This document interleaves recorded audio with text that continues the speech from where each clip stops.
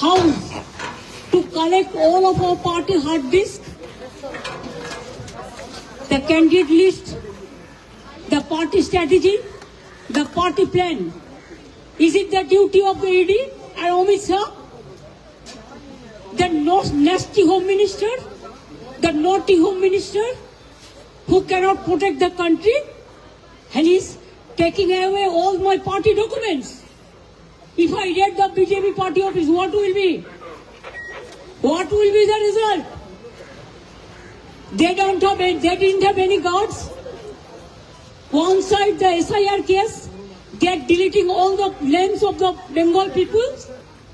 More than 2 crore people, 1.5 crore people are being called, 54 lakhs are being deleted without any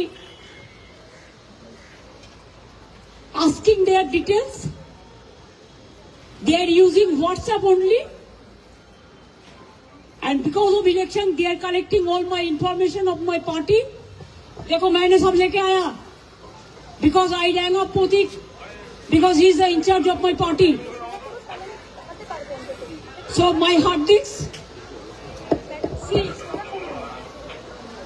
phone, hard disk, all they are collecting, and they have already attacked my IT office also. In fact, Sector 5, I am going there also. দেখতে পাচ্ছে যে BJP ভয় পেয়েছে, BJP ভয় পেয়ে প্রতিবারের মতো যেভাবে ইডিকে সিবিআইকে কাজে লাগায় ঠিক একইভাবে তারা আজকেও আইপ্যাক দপ্তরে ইডি হানা করিয়েছে। কাজে এর প্রতিবাদে আমরা আজকে তৃণমূল কংগ্রেস আজকে রাস্তায়। দিকে দিকে তো এই প্রতিবাদ মিছিল হচ্ছে আপনাদের, সারা রাজ্য জুড়ে এই প্রতিবাদ মিছিল চলছে। অন্যায়ভাবে যদি এইভাবে যেসব এজেন্সিগুলো আছে, ইডি হোক, সিবিআই হোক, ইসিআই হোক, তাদের যখন বিজেপি কাজে লাগাচ্ছে তার প্রতিবাদে আমরা সাধারণ মানুষ আজকে রাস্তায় পায়ে পা বেরাচ্ছে। সাধারণ মানুষ গণতান্ত্রিক অধিকার হারিয়ে ফেলছে। একটা রাজনৈতিক দল তারা তাদের ইচ্ছা মতো তারা তাদের সমস্ত সংস্থাকে কাজে লাগাচ্ছে, এটা সাধারণ মানুষ মানবে না। দেখুন, তদন্ত করছে, তদন্ত করুক, তাতে কোনো আপত্তি নেই। কিন্তু যেখানে আমাদের দেখা যাচ্ছে যে মমতা ব্যানার্জি স্বয়ং তিনি পৌঁছেছেন, সেখানে দেখা যাচ্ছে যে ফাইলটা হাতে, সেটা পার্টির দলীয় পার্টির যেসব আমাদের ক্যান্ডিডেটদের নাম আছে, অন্যান্য যে আছে, সেই তথ্যগুলো তারা নেওয়ার চেষ্টা করছে। কাজে এটা মানা যাবে না।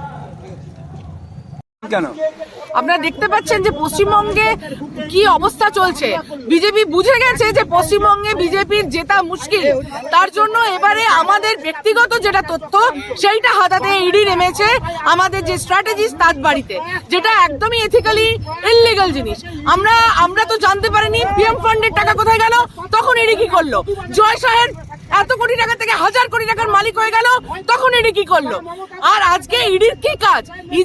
ইডি ওই সমস্ত ছেড়ে আমাদেরকে কোথায় প্রার্থী হবে স্ট্র্যাটেজিক তার লিস্ট দিতে ওখানে চোরের মতো গেছে। তার বিরুদ্ধে আজ আমরা পথে নেমেছি। এরপরও যদি কিছু না, ভোট তো সামনে, প্রতিবারই তো ভোটের আগে এরকম টাইপের হয়, আপনারা কি পদক্ষেপ নেবেন?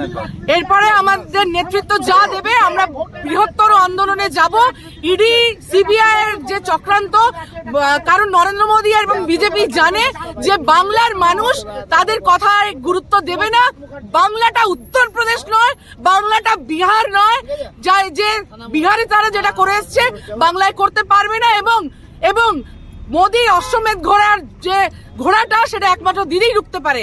তাই দিদিকে হ্যারাস করার জন্য এরকম চক্রান্ত করা হচ্ছে। আগামী দিনে যদি এটা বন্ধ না হয়, তৃণমূল কংগ্রেসের আমরা কর্মীরা বৃহত্তর আন্দোলনে যাব। আপনারা 19 নম্বর জাতীয় সড়ক অবরোধ করেছেন, তাই তো? হ্যাঁ। কতক্ষণ রাখবেন? আমরা অবরোধ করেছি, যতক্ষণ না আমাদের দাবি পূরণ হচ্ছে ততক্ষণ আমরা অবরোধ করে রাখবো। আমার নাম ইন্দ্রাণী মিশ্র। দলের ডাক সবসময় রাজ্য জুড়ে প্রতিফলিত হয়। আমাদের দল মানুষের দল, মা মাটি মানুষের দল। অতএব যখনই কোনো অন্যায়, কোনো আঘাত সাধারণ মানুষই হোক বা দলের ওপরই হোক নেমে আসে, আমাদের দলের থেকে যা নির্দেশ আসে তা পথে ঘাটে প্রতিটি প্রান্তে রাজ্যের তা অক্ষরে অক্ষরে পালিত হয়। আজকে যে অন্যায়, যে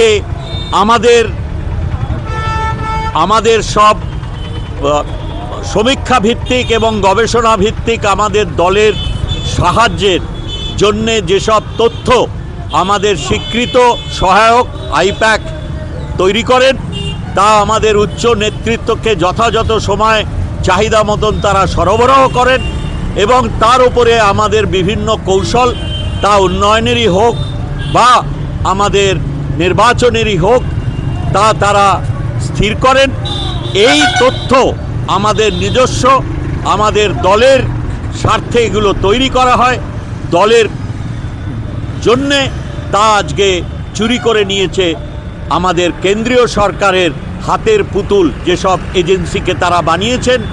দলীয় স্বার্থে বিজেপি যা ব্যবহার করে থাকে তা আজকে আমরা দেখেছি যে আমাদের গবেষণা ভিত্তিক সমীক্ষা ভিত্তিক তথ্য হাতিয়ে নিয়ে তারা নিজেরা ভাবছেন সমৃদ্ধ হবেন।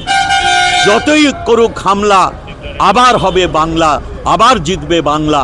অতএব এসব করে কোনো লাভ হবে না।